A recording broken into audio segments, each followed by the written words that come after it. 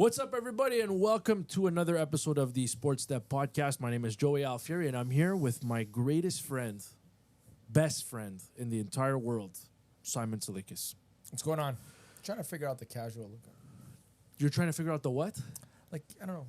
You're trying to look casual? Is this okay? Too casual, for a podcast? No. Hey, No? There's no such thing. There's no such This thing. is not radio anymore, Tsalikis. You All can right. color outside the lines. You Okay. can do whatever you want. I'm good. You see that plant next to you? Yeah. You can put that. You can move it if you want. Start talking to the plant. Is it real? It doesn't look real. Yes. It's real? Yes. No chance. It's not. It's not real. But yes, I promise we're not going to be talking about plants. We will not be talking about Tsalikis' upper body or his Lacoste polo that he had at his high school reunion. You went to a high school reunion this past weekend. I did not go. We're unable to go. What? Yeah. Yes, and we'll get him on the next one. But The next one. yeah. What was this? Was 30? This was 35. Oh. So no, it's our first one though. Oh wow. So there was a lot of pressure to get it done. I didn't go to 10 year. We only had a 10 year. I heard there was like 60, 70 people, but now the momentum has really taken off.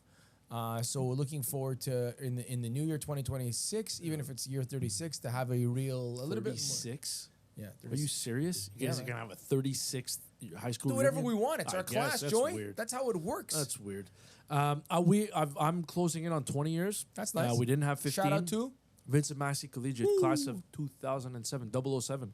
Oh, very nice. Yeah, I won Most Likely to Be Famous and Nicest Eyes, believe it or not. Who voted? And Prom King. Your bud. mom? Prom King.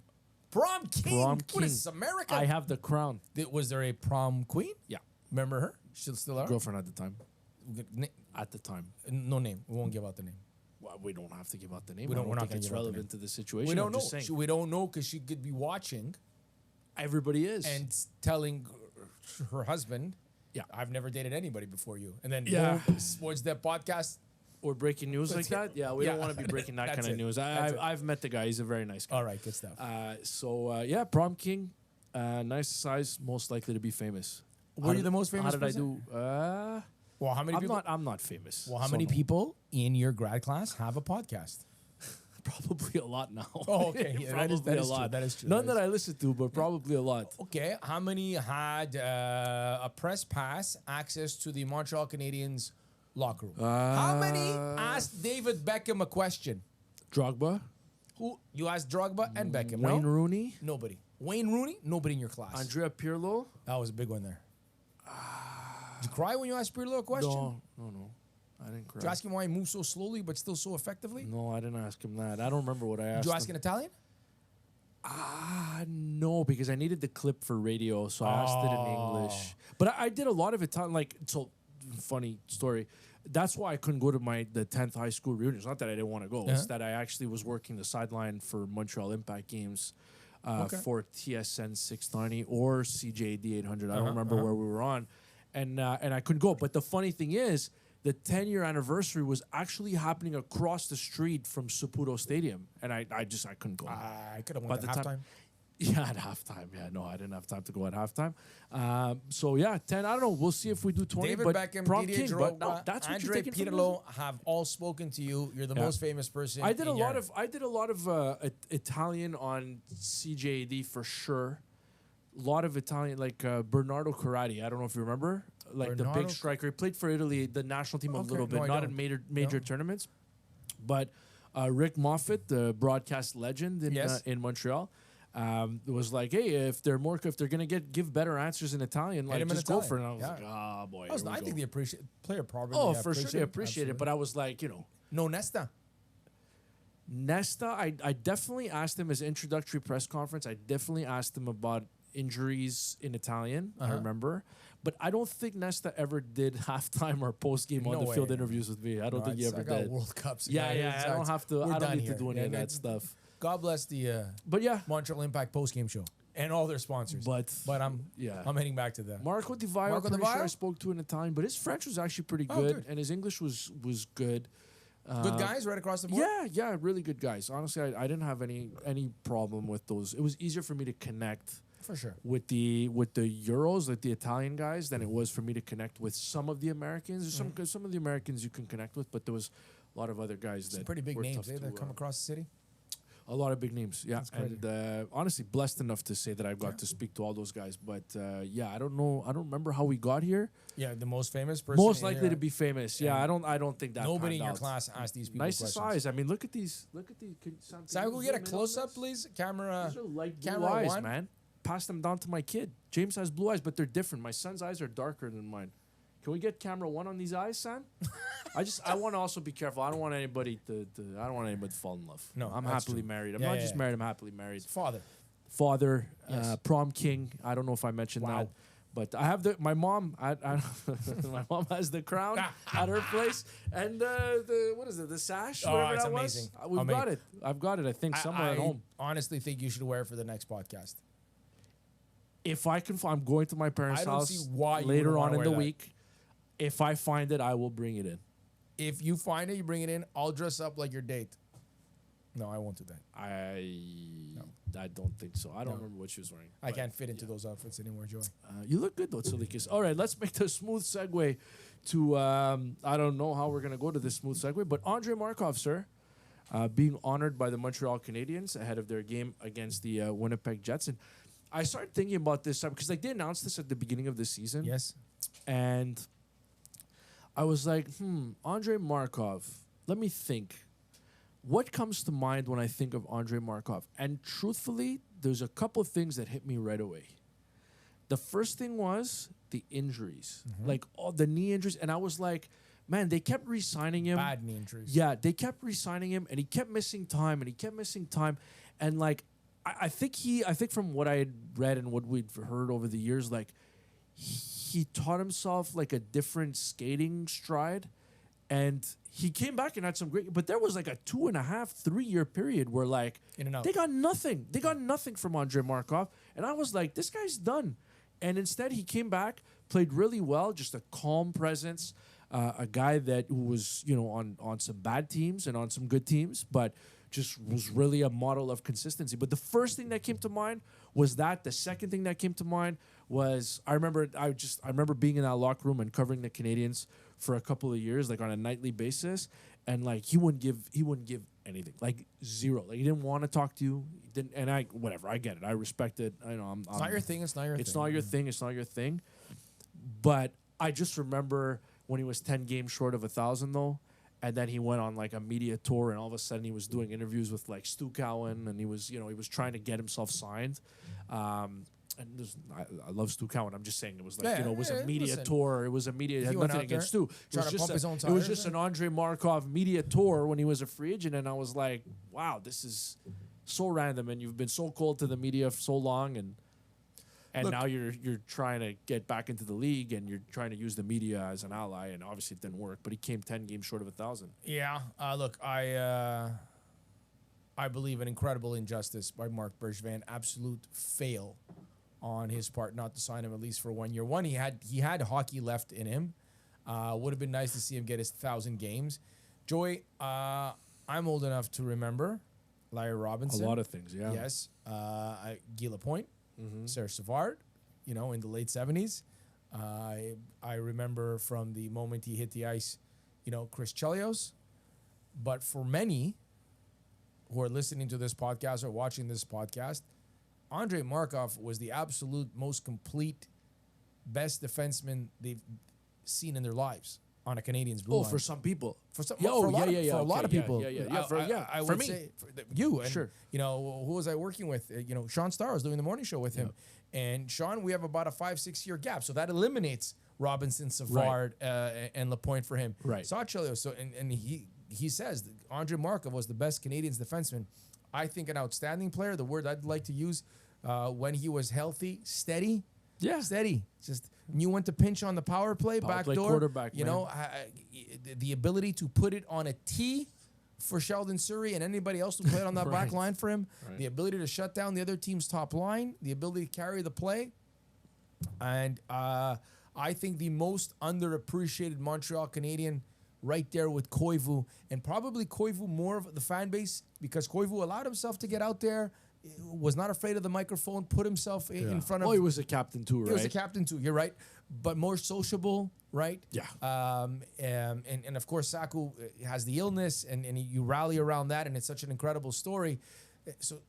But Andrei Markov, and barring injuries for Saku Koivu, but then you would have to say barring injuries, what would happen if we did see a healthy Andrei Markov? We'd see 1,300 games perhaps, or 1,200 games in a Canadiens uniform. The most underappreciated Montreal Canadian of the last 25, 30 years. Are you retiring the jersey or what? No. No. But we Just making sure. we have a fond memories of PK Great.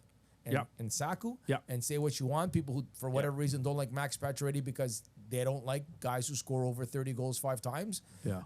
But Andrei Markov, it didn't come with the bells and whistles and the Koivu, the beautiful. Andrei Markov was a 6th-round pick, man. Yeah. He was a guy that you know, when I saw him, when he panned out, I was like, man, this is a fine. And Excellent. at a time where they didn't hit a lot of home runs in the draft. Yes. But I went back and looked because I was curious to know, like, how much time did he miss, okay? And in 2009-10, he played 45 games. So 40, let's say. 2010-11, he played 7 games. Okay, so it's another. 11-12, he played 13 games. Okay, so we're looking at over 2 seasons, he played 20 games. 20 games. Out of a And possible 240. over 3 seasons, he played 65 games. Not even a full season's worth of games. They had the lockout. He went back to the KHL to play during the lockout. Came back to the Canadiens, played in all 48 games. Had 30 points in 48 games. Very impressive. Came back the next year, 81, 81, 82, and then his last year he played 62. So to go from 65 games over 3 years to come back and to be as healthy as he was, I think speaks to the work ethic, speaks to how hard he worked at it and how hard he rehabbed Wanted to and all play, of that wanted stuff. to be here. Wanted to play, never left. The contracts were always reasonable. For some reason, I'm remembering 5.75 stuff Yeah, like it's that. right It around wasn't. that, yes. Was anything? It was never anything more than that. And the guy played for a long time. Played almost 1,000 games, and he played them for one team. Yeah. And had he not been hurt, he would have surpassed 1,000, like you said, by Easy. a country mile. Yeah. But so to me, when I think of Andrei Markov, that's what I think of. And unfortunately, the 10 games short of, I think that if you want loyalty, buy a dog quote by Bergevin. That was for that it? Radulov. Was that him or But that- that was the same. I think that was the press same conference. That was He the on a same roll time. there. Yeah, that was the same No, time. that was an epic fail. I just remember the time in the process being in studio during those summers or that summer, and I was like, okay, forget about you don't need to get all emotional about the 9-10 games, whatever short you were. He can still play. Like, if you're not going to overextend yourself with a guy who's played 990 games for the Canadiens, like, give him a 2-year deal, and if it's slightly okay, it's okay. Time served. The guy came back from 3 major knee injuries, never tested free agency in a time, Joey, where nobody wanted to play here, nobody wanted to come here. And if you wanted to get Brian Johnson, you wanted to get Michael Camilleri, you had to put a little bit of extra on the pile. So I'm very happy that Andrei Markov is going to get his moment, because Saku got his, and there's a lot of them. Yeah. PK got his, and PK, the personality, the brand of hockey that it played, it was so easy for the fan bases, or especially the younger members of the fan base, to gravitate to PK. With everything that came with PK and the flexing and the ear, and telling Pierre Maguire he's going back to Boston to suck the life out of the building, and he did exactly that. Yeah.